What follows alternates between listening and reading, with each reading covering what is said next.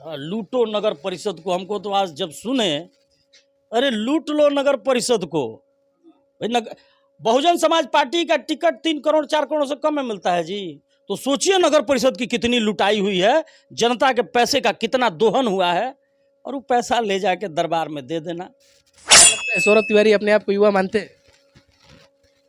युवा तो हम लोग हैं ही, लेकिन अभी जो वर्तमान परिस्थिति के हिसाब से युवा है, राजनीतिक युवा है, लेकिन अधेड़ा अवस्था तो हो ही ना चला भाई। और वर्तमान जो उम्र घट रहा है, और एक ओबीसी के बेटा को जिसका टिकट फाइनल हो गया था, एक गरीब के बेटा को, अभिमन्यु कुशवाहा का चुनाव भाई लड़ रहा है, सब कोई अलग अलग विचार से, लेकिन अभिमन्यु कुशवाहा के मेहनत को, अभिमन्यु कुशवाहा जिस तरह से संघर्ष किया, लोगों ने देखा, हम लोग भी बक्सर के हैं, आपने भी देखा है। और उस बेचारे का टिकट भाई है, उसका टिकट काट के ये ऐसे लोगों का तो सामाजिक बहिष्कार होना चाहिए राजनीति में, धन पशुओं का और ब्यूरोक्रेट का। मैं व्यक्तिगत तौर पे इसका पुरजोर विरोधी हूँ। आज समीकरण से हट के चुनाव लड़े, आज राष्ट्रीय जनता दल हट जाए उनके साथ, माले हट जाए उनके साथ, तो उनको पता चल जाएगा कि 3500 जो कांग्रेस का वोट है ना, वो 3500 हुआ नहीं मिलेगा इसको, मुन्ना तिवारी को। ऐसा देकर पोस्ट तो नहीं ना करवा रहे? पहली बात, अगर मैं कहूँगा कि मैं पैसा दे के करा रहा हूँ तो ये सार्वभौमिक झूठ होगा। ये बक्सर का दुर्भाग्य रहा है। अगर जुड़वा दीजिएगा तो विधायक ही नहीं, यहाँ प्रत्याशी लोग बाहर, उत्तर प्रदेश, शाहपुर, तो कलकत्ता, कर्नाटक, कहाँ कहाँ से घूम के आएंगे, और यहाँ के स्थानीय लोग जब आएंगे तो आप कहिएगा कि ये नेता बने लायक बड़ा है। यहाँ तो ये बीमारी है, ये राजनीति में बीमारी क्या। पैसा की बात करो तो इस बक्सर विधानसभा ही नहीं, पूरे जिले में अगर देखिएगा तो सैकड़ों अरबपति करोड़पति दावेदारी में लगे हुए हैं। केवल टिकटे के दावेदारी में, वो कभी जीवन में राजनेता नहीं रहे हैं, कभी उनका राजनीतिक चरित्र नहीं रहा है, केवल पैसा के बल पे राजनीति करने आए हैं। विधायक का राजनीति करने नहीं आए हैं, विधायक का टिकट लेने आए हैं। मैं रेहान और आप देखना शुरू कर चुके हैं जनता सिटी न्यूज। आप लोगों को बताते चले कि अभी इन दिनों विधानसभा चुनाव का बिगुल बज चुका है, और चुनाव का बिगुल बजने के बाद लगातार प्रत्याशी मैदान में उतरे हुए हैं। उसी में देखने के साथ मिल रहा है कि दमखम के साथ सोशल मीडिया पर एक पोस्ट हो रहा है सौरभ तिवारी, जो कि अभी हमारे साथ सौरभ तिवारी जी बैठे हुए हैं। अभी हमारे साथ युवा के जिला अध्यक्ष, पूर्व में जिला अध्यक्ष भी रह चुके हैं। और युवा बताते चले कि आपको कि इनके साथ अभी जिस तरीके से भाजपा में, जिस तरीके से इनके साथ अभी टिकट देने की बात हो रही है, लगातार पोस्ट आ रहा है सोशल मीडिया पे, युवाओं के द्वारा पोस्ट किया जा रहा है कि इस बार सौरभ तिवारी को, स्थानीय है तो इस बार सौरभ तिवारी को विधानसभा का टिकट दिया जाए बक्सर विधानसभा से। बात करने का प्रयास करेंगे, पहले तो स्वागत करते हैं। धन्यवाद रेहान जी, और आपके श्रोताओं को, आपके चैनल को मैं दोनों का अभिनंदन करता हूं, स्वागत करता हूं। कहाँ तक सच है टिकट की बात हो रही है? नहीं, देखिए क्या है कि भारतीय जनता पार्टी का कार्यकर्ता हमेशा चुनावी मोड में रहता है, और टिकट की जो दावेदारी है, दावेदारी हुई है प्रदेश स्तर से लेकर राष्ट्रीय स्तर, जहाँ तक हर जगह लॉबिंग होती है, तो अपने लॉबिंग के हिसाब से हमने अपने दावेदारी रखी। और जब ये दावेदारी की बात पता चली, कई जगह चर्चा में जब आप कोई भी काम करते हैं, कहा जाता है कि इसको और मुस्क छुपता नहीं है, तो वो बात आती है। तो बात जब निकल के आई तो हमारे समर्थकों के बीच आई, हमारे जो शुभचिंतक हैं उनके बीच आई, तो उन्होंने फेसबुक पर उसको जोरदार तरीके से रखा, और मैं उन सबको धन्यवाद देता हूँ। पैसा देकर पोस्ट तो नहीं ना करवा रहे? पहली बात, अगर मैं कहूँगा कि मैं पैसा दे के करा रहा हूँ तो ये सार्वभौमिक झूठ होगा। और ये पैसा नहीं है, ये प्रेम है, स्नेह है। पैसा की बात करो तो इस बक्सर विधानसभा ही नहीं, पूरे जिले में अगर देखिएगा तो सैकड़ों अरबपति करोड़पति दावेदारी में लगे हुए हैं। केवल टिकटे के दावेदारी में, वो कभी जीवन में राजनेता नहीं रहे हैं, कभी उनका राजनीतिक चरित्र नहीं रहा है, केवल पैसा के बल पे राजनीति करने आए हैं। विधायक का राजनीति करने नहीं आए हैं, विधायक का टिकट लेने आए हैं। कोई नौकरी छोड़ के आ गया है, कोई धन कमा के आ गया है, लेकिन हम लोगों ने जन कमाया है, और वह जन कमाने का नतीजा है। मैं सबको कोटि कोटि धन्यवाद देता हूं। आज के समय फेसबुक पर कोई किसी को लिखने वाला नहीं है, आप लाखों रुपया दे दीजिएगा, पैसा से कोई नहीं लिखवा सकता है। यह प्रेम और स्नेह है। अच्छा, ये बताइए कि जहाँ तक बात आ रही है कि सौरभ तिवारी को टिकट देने के लिए, लोग ये भी कह रहे हैं कि स्थानीय को टिकट मिलना चाहिए, क्या आप तैयार हैं चुनाव लड़ने के? एकदम। पर मैंने तो कहा कि भाजपा का एक मंडल अध्यक्ष भी चुनाव लड़ने के लिए तैयार रहता है। हमारे पास एक सिस्टम है, और सारे लोग उस सिस्टम के अंतर्गत काम करते हैं। मैं भारतीय जनता पार्टी का नेता हूँ, उसके पहले एक कार्यकर्ता हूँ, तो पूरे सिस्टम के साथ हैं हम। क्या उम्मीद है आज या कल में टिकट का घोषणा? देखिए हमारे यहाँ क्या है ना कि हमारे सभी कार्यकर्ताओं को ये बताया जाता है कि हमारा सिंबल कमल का फूल है, तो हम कमल के फूल के साथ हैं। चेहरा जो व्यक्ति है वो व्यक्ति प्रमुख नहीं है, संगठन प्रमुख है। संगठन आज हमको कहे कि आपको सिंबल के साथ लड़ना है तो ठीक है, कल कहे कि दूसरे व्यक्ति के सिंबल के साथ लड़ना है तो उस सिंबल को हम मानते हैं, हम व्यक्ति को नहीं मानते। हमारे लिए व्यक्ति कोई महत्व नहीं है। ये बताइए कि अगर कह रहे हैं कि सिंबल का महत्व है, तो ये बताइए कि सौरभ तिवारी का दाढ़ी बाल पकने लगा है अब, और अभी तक राजनीति में उनको कोई ऐसा पद नहीं मिला जो प्रभार जो संभालना चाहिए, बक्सर की दावेदारी करना चाहिए और बक्सर के लिए कुछ क्षेत्र में कार्य करने के लिए ये आपको लोग चाहते हैं कि बक्सर के विधायक के रूप में देखना चाहते हैं। तो कब तक सौरभ तिवारी को टिकट का चांस? सबका तिथि तय होता है और इस बार जो जनता ने प्यार दिया, युवाओं ने प्यार दिया, दावेदारी को तो गणेश परिक्रमा से दावेदारी करना है, वो दावेदारी अलग जगह है। लेकिन जो जिस तरह से कहा जाता है कि सड़क पर जो समर्थन मिलना, तो आज के दौर में सोशल मीडिया का प्लेटफॉर्म ही एक सड़क है और उस पर जो लोगों ने मुझे प्रेम और स्नेह दिया, वह मैं उसके लिए पूरी जनता को कोटि कोटि धन्यवाद देता हूँ। और पार्टी भी इस चीज़ को देख रही है, हमारे नेता भी देख रहे हैं इस चीज़ को, और निश्चित रूप से वह प्लेटफॉर्म, उस प्लेटफॉर्म पर वह पोस्ट मेरे लिए कहीं ना कहीं जड़ी बूटी का काम किया है, राष्ट्रीय स्तर से लेकर प्रदेश स्तर पर। ये बताइए कि ज़्यादातर युवाओं का बात होता है, क्या लग रहा है इस बार युवाओं की क्या बारी रहेगी? प्रधानमंत्री जी ने तो कहा है, ऐसा है कि गुजरात मॉडल की बात हो रही है कि बिहार के 40 लोकसभाओं के हर एक विधानसभा में एक टिकट ऐसे युवा को देंगे जिनका अपना राजनीतिक बैकग्राउंड हो, दादा मामा चाचा बुआ मौसा मौसी ऐसे लोग विधायक नहीं हो, उनके परिवार में कोई विधायक सांसद नहीं हो, उस व्यक्ति का अपना क्राइटेरिया हो, वो स्वयं में अपने भारतीय जनता पार्टी का कार्यकर्ता हो लेकिन उसका अपना बनाया हुआ सब कुछ हो, तो उस क्राइटेरिया में हम लोग फिट बैठते क्या हैं। लगता है सौरभ तिवारी अपने आप को युवा मानते हैं? युवा तो हम लोग हैं ही, लेकिन ये अभी जो वर्तमान परिस्थिति के हिसाब से युवा है, राजनीतिक युवा है, लेकिन अधेड़ा अवस्था तो हो ही ना चला भाई। और वर्तमान जो उम्र घट रहा है, स्वास्थ्य वाला जो, अगर आप स्वास्थ्य का पैटर्न जाइएगा, ये पहले 100 वर्ष उम्र माना जाता था, औसत 80 माना जाता था, आज औसत 60 हो गया है, लेकिन फिर भी हम लोग राहुल गांधी के हिसाब से युवा है, बहुत युवा है। अभी भी राजनीति में एक ट्रेंड बन चुका है कि कितने भी उम्र घट जाता है, अगर युवा टाइप से अगर राजनीति चालू करते हैं, छात्र संघ हो या कॉलेज का चुनाव लड़ते हैं तो युवा का, उसके बाद शादी तक हो जाता है, फिर भी अपने आप को युवा मानते हैं। देखिए बहुत सारे ऐसे नेता हैं। देखिए विजन आपका यूथ होना चाहिए, उम्र कुछ भी हो जाए। सबसे बड़ा दुर्भाग्य क्या है, इस बक्सर ही नहीं, राजनीति में, मैं बक्सर का हूँ इसलिए बक्सर की बात करता हूँ, कि हमने अपना क्राइटेरिया क्या तय किया है। हमने क्राइटेरिया तय किया भाई, अगर मैं टिकट की बात करता हूँ तो बगल वाला लड़का जो रास्ते चल रहा है, अभी मैंने 10 दिन से, इस समय तो फेसबुक सबको नेता बना दिया है, तो उसको लग रहा है अरे ये सौरभ तिवारी, ये तो भाई मोटरसाइकिल पे घूमे ले, पैदल घूमे ले, ये कैसे विधायक खोजी है। वो दिमाग में बैठा है कि जो 10 को फॉर्च्यूनर लेके आ रहा है वही नेता हो सकता है। तो जब आप अपनी सोच ही वैसे रखे हैं तो फिर बक्सर के विकास की बात मत कीजिए। जिसने बक्सर को देखा ही नहीं, जो बक्सर को समझता ही नहीं, जमुना चौक से खलासी मोहल्ले की दूरी क्या है, गोलंबर से पिपरपाती रोड की दूरी क्या है, स्टेशन से रामरेखा घाट की क्या दूरी है, स्टेशन से ज्योति चौक होकर रामरेखा घाट जाना है कि स्टेशन से जमुना चौक होकर रामरेखा घाट जाना है, जिसको पता नहीं बक्सर का विकास क्या करेगा। इसलिए मिथिलेश तिवारी यहाँ से हारेंगे। मैं लोकसभा चुनाव पर बात नहीं करूंगा, कहल जाला कि खुरपी के ब्याह में हंसुआ के गीतना गावल जाला, लोकसभा चुनाव का टॉपिक नहीं। विधानसभा, लोकसभा में राष्ट्रीय अंतर्राष्ट्रीय मुद्दे होते हैं, विधानसभा चुनाव स्थानीय मुद्दों पे होता है। अब मुखिया के चुनाव में हम जाए और मान लीजिए वो पार्टी लेवल पे हो, तो हम अब वहाँ पे मोदी जी या पाकिस्तान या अफगानिस्तान की बात करेंगे।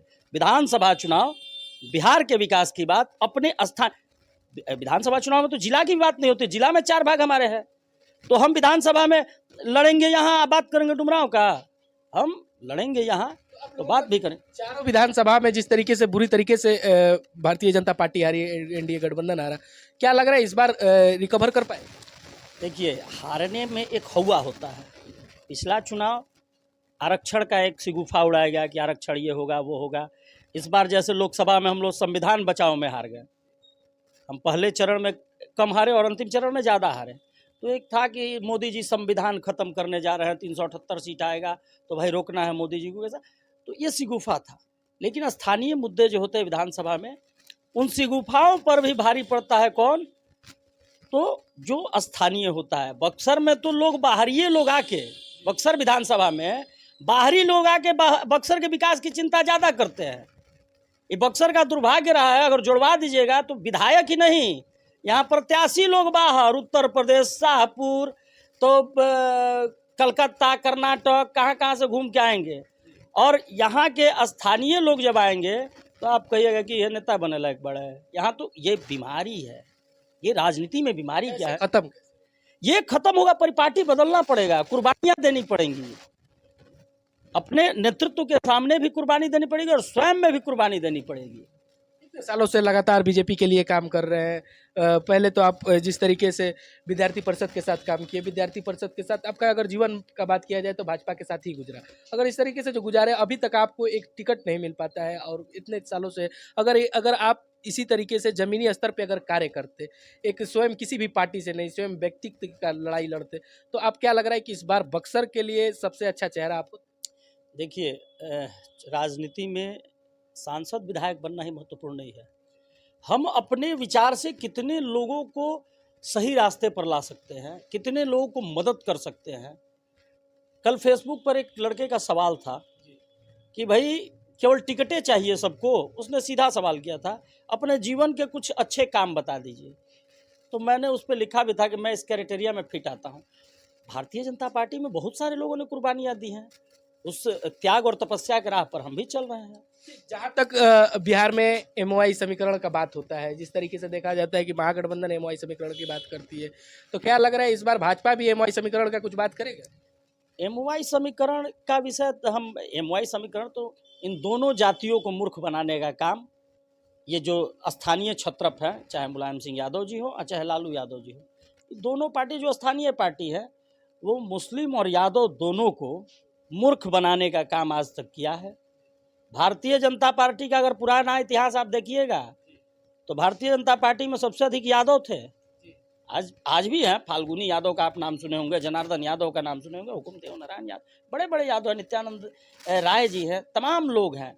लेकिन क्या है कि ये छत्रप अपने जाति के नाम पे लोगों को भरमा के कि हम ही आपके शुभचिंतक हैं, इन छत्रपों ने इस बिहार को बर्बाद करने का काम किया। अक्सर क्या लगता है कि अभी तक ठगा गया है?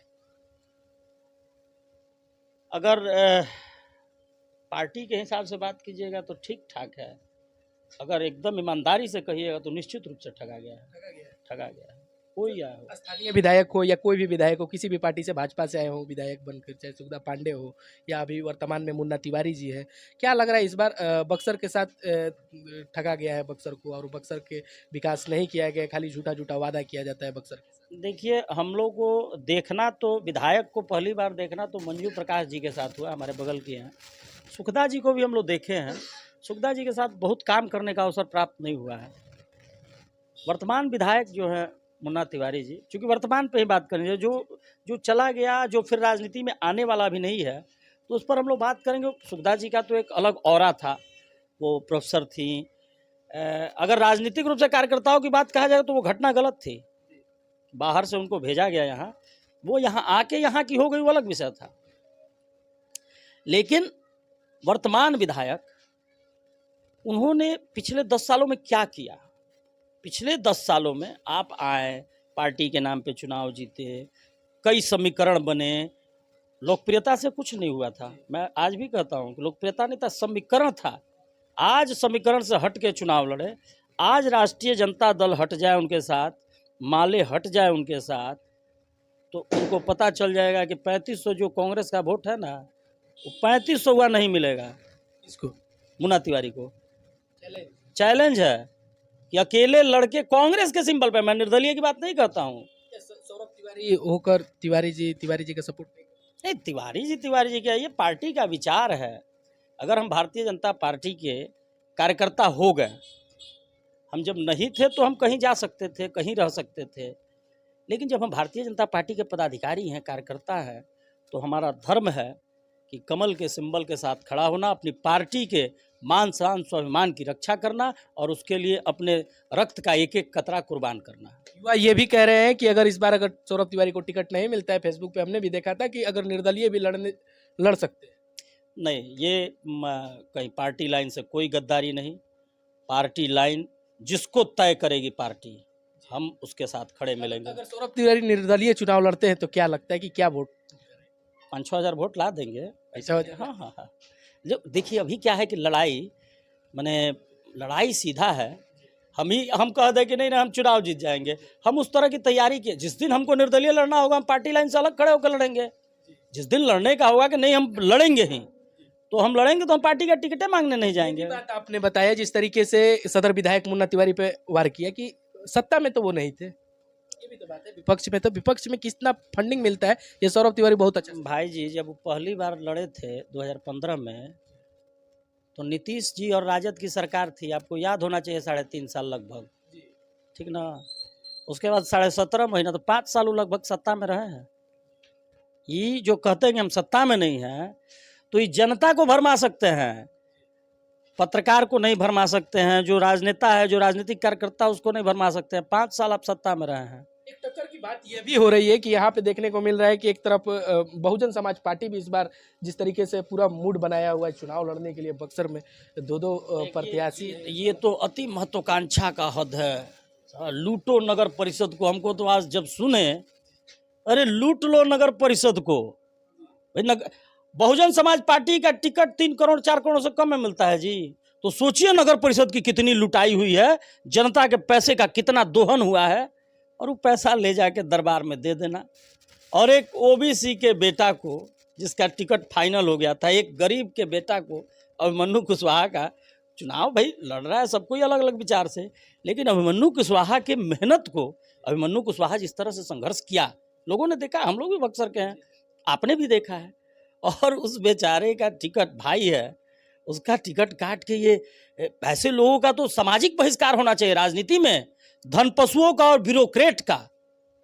मैं व्यक्तिगत तौर पे इसका पुरजोर विरोधी हूं कि राजनीति में धन पशु और ब्यूरोक्रेट, हम ही नहीं कह रहे हैं कि उनको नहीं आना चाहिए राजनीति में। आइए, पहले दरी बिछाइए, पहले यहाँ कार्यकर्ताओं को क्या क्या कष्ट होता है, बैठकों में जाना सीखिए। सब कुछ सौरभ तिवारी नहीं ना बन पाएगा, दरी बिछाना, झाड़ू लगाना। कार्यकर्ता जो आते हैं उनको तो करना पड़ता है, वो कितने भी हों, लेकिन यहाँ जो ब्यूरोक्रेट्स और धन पशु सीधे टिकटें लेने के चक्कर में आ रहे हैं, मैं इसका विरोधी हूँ। मतलब एक तरफ नेमतुल्ला फरीदी जी अपना दावेदारी कर रहे हैं कि बहुजन से आएंगे, अगर बहुजन से आते हैं नेमतुल्ला फरीदी, अभिमन्यु कुशवाहा का टिकट कटता है, तो कहीं ना कहीं भाजपा का सॉलिड चुनाव यहाँ से जीतते हुए दिखाई देगा। क्या लगता है? ये तो देखिए क्या है कि ये किस्मत का भी चीज़ है। इस बार कोई आए कोई जाए, लड़ाई सीधे तेजस्वी वर्सेस एनडीए है, तेजस्वी वर्सेस बीजेपी है, तेजस्वी वर्सेस जेडीयू है। ये हम स्पष्ट कह रहे हैं, मेरा अपना व्यू है। ये कोई जनसुराज, बहुजन, ये कहीं कोई चर्चा ही नहीं है। अब जनता अपना वोट बर्बाद नहीं करना चाह रही है, सीधा 2 लोगों के बीच लड़ाई है। क्या लग रहा है नेमतुल्ला फरीदी को नेता नहीं मानते? नहीं, ये लोग तो एक्सीडेंटल लोग हैं ना, ये सब एक्सीडेंटल लीडर हैं। विकास तो दिखाई देता है। विकास की जांच हो जाएगी तो विकास की धज्जी उड़ जाएगी। भाई भाई कह के हाथ जोड़ के सबसे संबंध के नाम पे चुप करा ले रहे हैं। अगर विकास का सही में जांच हो जाए तो इनके विकास की धज्जी उड़ जाएगी। मैं तो अपने घर के सामने बता रहा हूँ कि जितना वृक्ष उखाड़ा जाएगा, किसी वृक्ष के नीचे बालू नहीं है। आप रोड बनाने की तो बातें छोड़ दीजिए। 100% टिकट की बात हो रही है, क्या लग रहा है कल तक टिकट फाइनल हो जाएगा? भारतीय जनता पार्टी के पार्लियामेंट्री बोर्ड की बैठक 12 तारीख को है। सब कुछ ठीक है, सब कुछ तय है, कुछ इधर उधर है, 1-2 सीट का लेके जो होगा, वो जो हम लोग के बस का नहीं है, वो राष्ट्रीय स्तर के बस का है। बक्सर क्या लग रहा है? बक्सर तो भारतीय जनता पार्टी को लड़ना है। लड़ना ये तो क्लियर है, पर दावेदारी में करने वाले लोग बहुत सारे लगे, 200 से भी अधिक लोग। आपको मैं खुले तौर पे बता रहा हूँ, ये जो लोग हल्ला फैला रहे हैं फेसबुक पे, हम भी हमारे पक्ष में भी लिखा जा रहा है, लोग ये भी कह सकते हैं कि हम लिखवा रहे हैं, तो भाई जन समर्थन के लिए हाथ जोड़ना पड़ता है ना। वोट मांगने भी जाएंगे तो ये थोड़े कहेंगे कि हम सिंबल, हम वोटें नहीं मांगेंगे, तो भाई जन समर्थन तो मांगना पड़ता है। लेकिन आपको मैं बता दूं कि माननीय प्रधानमंत्री जी ने लाल किला से जो कहा था, इस बार 15 अगस्त को माननीय प्रधानमंत्री जी ने लाल किला से जो कहा था कि 1 लाख युवाओं को राजनीति में लाना है, तो आपको क्या लगता है मैं मजबूत स्थिति में नहीं हूँ? जब प्रधानमंत्री जी हमारी बात कर रहे हैं तो मैं अपने को कमजोर कैसे मान लूँ? हमने पहले भी कहा था, आज भी आपको बता रहा हूँ कि ये आपको नहीं पच रहा है। मैंने आपको, मैं व्यक्तिगत नहीं कह रहा हूँ, जो हमारे उम्र के लोग हैं कि कल तक हमारे साथ बैठने वाला लड़का ही विधायक कैसे बन जाए, ऐसा तो कभी हुआ ही नहीं। ऐसा आपके साथ भी हुआ? आपको भी किसी ऐसा जो प्रत्याशी रहे होंगे जो पछता नहीं होगा? भाई नहीं, हम तो चाहते हैं ऐसे लोग। आश्चर्य होता है ना, जब मैं एक राजद नहीं सॉरी भाजपा के विधायक हमारे कार्यक्रम में आए और हमको किसी ने कहा, मैं युवा मोर्चा का अध्यक्ष था, कि जाइए रिसीव कीजिए, तो मैं उन्हीं के गाड़ी पे विधायक को खोज रहा था कि भाई ये तो अभी तो लड़का अभी 25-26 साल का है, विधायक किससे हो गया। ये हमारे मन में भी था यार, इसका तो ठीक है, ये 25 वर्ष में विधायक हो गया। तो जब यहाँ पे हमारे यहाँ नितिन नवीन जी विधायक बने, उनका उम्र क्या था? 25 साल था। उसके बाद अपने सांसद बने महंत योगी आदित्यनाथ जी महाराज योगी जी, उनका उम्र क्या था? 25 साल था। तो और उनका विजन क्या है, उनका नेतृत्व क्या है, पूरी दुनिया देख रही है। नितिन नवीन जी का भी काम पूरा बिहार देखा, जिस विभाग में रहा अच्छा काम किया। क्या लग रहा है इस बार टक्कर की लड़ाई होगी? देखिए, इस बार कमल की लड़ाई सीधे कांग्रेस के विधायक के साथ है, कांग्रेस के प्रत्याशी के साथ है, महागठबंधन के नेता के साथ है, और इसमें कमल विजयी होगी।